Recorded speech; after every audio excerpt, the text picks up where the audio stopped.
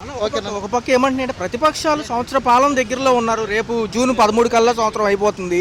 మరి ఏంటి ఒక పక్క చూసుకుంటేనేమో పథకాలకి ఏమో రెండే వచ్చినాయి. ఒక పక్క చూసుకుంటేనేమో గ్యాస్ సిలిండర్ కూడా ఏ పథకాలు వచ్చినాయి అన్న? గ్యాస్ సిలిండర్ ఒకటి, పెన్షన్ ఏది గ్యాస్ సిలిండర్ కూడా ఎవరికి పడలా. మాకు పడలేదు, ఎవరో కాదు మాకు పడలేదు.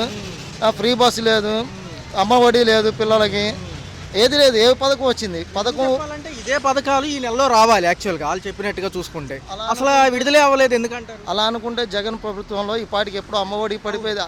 ఆల్మోస్ట్ పథకాలన్నీ పెన్షన్లు కూడా రీసెంట్గా మా ఇంటి దగ్గర ఒక పేషెంట్కి బాగోకపోతే ఆమె పెన్షన్ వెళ్ళి హాస్పిటల్కి ఇవ్వమంటే వాళ్ళ సార్ని అడగాలంట.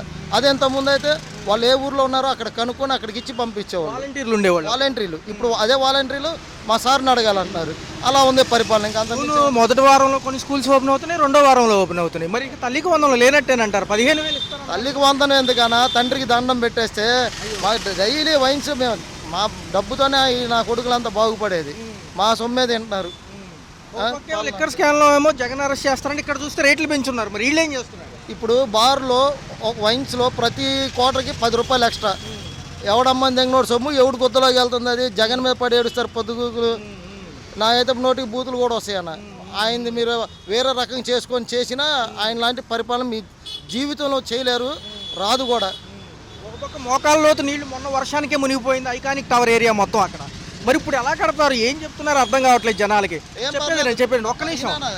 సింపుల్గా చెప్తాగా. ఇప్పుడు షిప్లు ఉన్నాయి కదా, అలాగే షిప్లోనే భవనం కట్టేస్తారనమాట, రాజభవనం. డైరెక్ట్ షిప్పే. నీకు ఎంత లోతు, మోకాళ్ళ లోతు కాదు, నీకు తాటి చెట్టు లోతు వచ్చిన నీరు పైన తేలాడుతూ ఉంటుంది.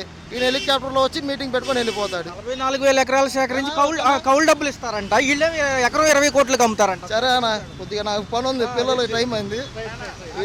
అంటే ఒక పక్క ప్రభుత్వాలు కంపెనీలు ఆకర్షించడానికి 99 పైసలకు భూమి అని విశాఖపట్నంలో అంటుంది. ఇక్కడ ఎకరం 20 కోట్లు అంటున్నారు. ఈ సంవత్సరం పాలన ఎలా అనిపించింది అసలు? చాలా బాగుందన్న. ఎంత బాగా ఇంకా ఏ రాష్ట్రంలో కానీ మా ఏ దేశంలో కూడా ఇటువంటి పరిపాలన అనేది ఉండదు. అంత సూపర్గా జరిగిందనమాట. జై పవన్, జై చంద్రబాబు, జై మోడీ. ఎప్పుడు పోతారో దరిద్రం అప్పుడు పోయిద్ది.